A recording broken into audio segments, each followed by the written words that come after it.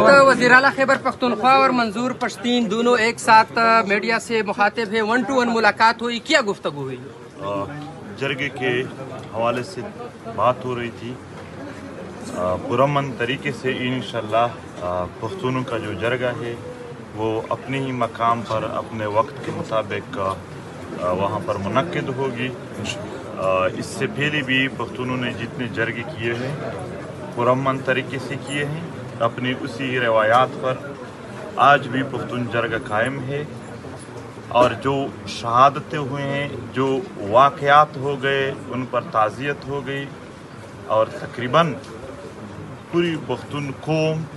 اپنے جرگے کے شہداء پر خفا ہے، اس کے حوالے سے بھی بات ہو گئی۔ اور یہاں پر پختون بیلٹ میں امن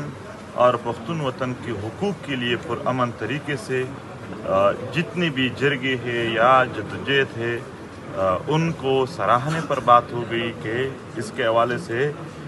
کبھی بھی ایسا مسئلہ نہیں ہوگا کہ ان میں رکاوٹ ہوگی۔ تو یہی ہے کہ جرگہ اپنے ہی مقام پر اپنی وقت پرامن طریقے سے منعقد کی جائے گی۔ شرائط کیا ہے اس حوالے سے؟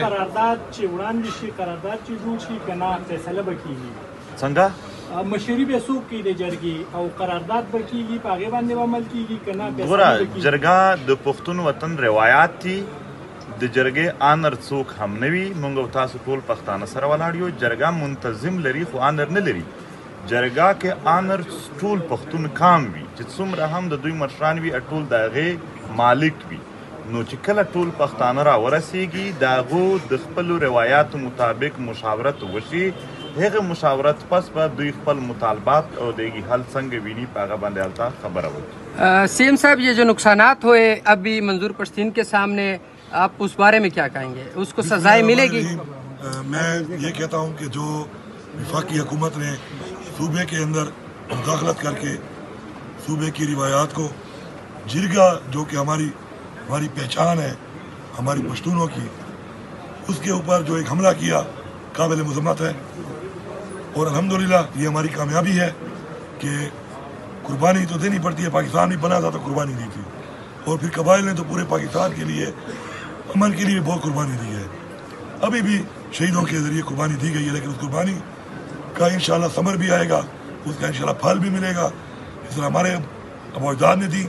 آج ہمیں ایک آزاد ملک ملا، اس طرح ہم دیں گے، ہمارے بچوں کو جو ہے ایک بہتر امن ملے گا، بہتر پاکستان ملے گا۔ تو اس میں انشاءاللہ آج اس کی قربانیوں کا یہ پھل ہے کہ ہمارا وہ جرگہ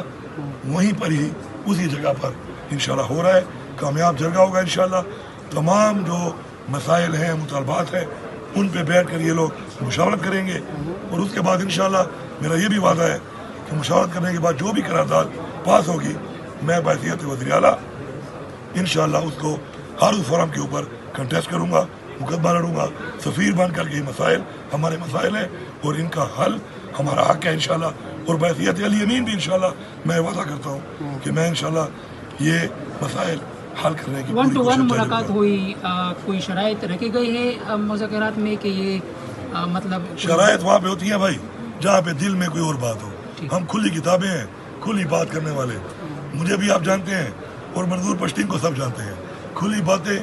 باتیں جو سارے پیڑ میں کرنے والے لوگ ہوتے ہیں، ان میں کوئی شرائط یا ایسی معاملات والی بات نہیں ہوتی۔ ہاں کچھ مشورہ ہوتا ہے، کچھ مشورہ ہوا ہے انشاءاللہ، اور وہ اس کے حساب سے ہوا ہے کہ جرگوں کو کس طریقے سے انشاءاللہ، کیونکہ میں میزبان ہوں اب، تو کس طریقے سے میں اپنی طرف سے دے کے ہماری یہ دعا اور کوشش ہے کہ ہم سب لوگ جو یہاں پہ ہیں اللہ ہمیں کامیاب کرے، جو مہمان آ رہے ہیں یہاں پہ ان کی اچھی میزبانی ہو، اللہ ان کو خیر سے لائے اور خیر سے ان کو بھی گھر لے جائے، اور جرگے کے جو مطالبات ہیں، جو مقصد ہے انشاءاللہ اللہ اس میں کامیابی دے۔ منظور پشتین سے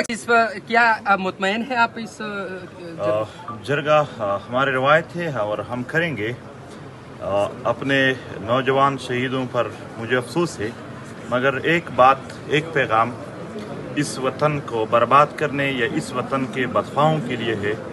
کہ اس وطن کا ہر شہید جو گزشتہ دہائیوں سے ہو رہے، چاہے وہ صحافی ہے، چاہے وہ طالب علم ہے، چاہے وہ سیاسی پارٹیوں کے نوجوان یا قائدین ہے، چاہے یہاں پر وکیل ہے، ڈاکٹر ہے،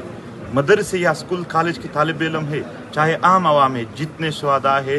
کل کے شہداء تک ایک کا خون بھی پختون کام کسی کے لیے نہیں بخشے گا اور سب کا حساب کتاب انشاءاللہ ہوگا. لیکن یہ حقیقت ہے کہ اس کے لیے ایک جرگہ ہونا ضروری ہے کہ جرگے میں لوگ اپنا پیغام لے آ سکے, جرگے میں اپنے حساب کتاب, جرگے میں اپنے غم اپنے درد کی بات کر سکے. اس کے حوالے سے وہ اکٹھے ہو کر ایک مشاورت کر سکے, اور اس کے لیے مشاورت انشاءاللہ جرگے کے ذریعے ہو جائے گی. بہت شکریہ آپ سب. Thank you. P T M کو کالا دم قرار دیا گیا ہے, اس کے حوالے سے کیا کہیں گے آپ؟ پی ٹی ایم کو کالا دم قرار دیا گیا ہے وفاقی حکومت کی طرف سے.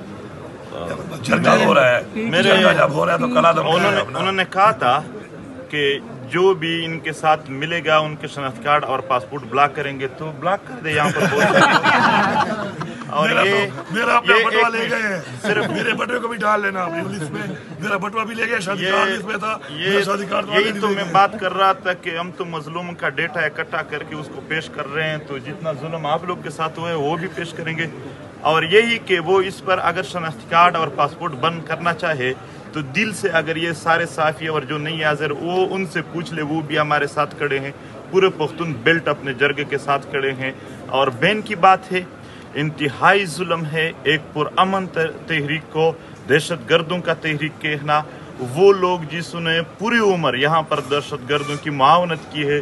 ٹریننگ دی ہے, ان کو یعنی اماجگاہیں دیے ہیں, وہ سب کھلے عام پھر رہے ہیں. یہاں پر احسان اللہ احسان جیسے لوگوں کو بھی بنگلے دیے گئے, مگر وہ پی ٹی ایم جس نے ہمیشہ امن کی بات کی ان کو دہشت گردوں کی لسٹ میں ڈالنا یہ ظلم تھا, یہ جبر تھا اور انتہائی ظلم تھا. یہ صرف ہم نہیں, آپ نے دیکھا ہوگا کہ پورے پختون بیلٹ نے اس کی سخت مخالفت کی, ساری سیاسی پارٹیوں نے, کہ یہ غلط ہے. وہ ظلم کر رہے ہیں, وہ جبر کر رہے ہیں, لیکن ایک بات ہے, ہمارے سینے بہت چوڑے ہیں. ہم نے شہیدوں کو یہ ظلم جبر کو بڑے ہی کھلے دل سے برداشت کیا. ان کے لیے یہ پیغام ہے کہ ایسا نہ ہو کہ جب آپ کی باری آ جائے تو آپ کی چیخیں آسمان تک پہنچ جائیں.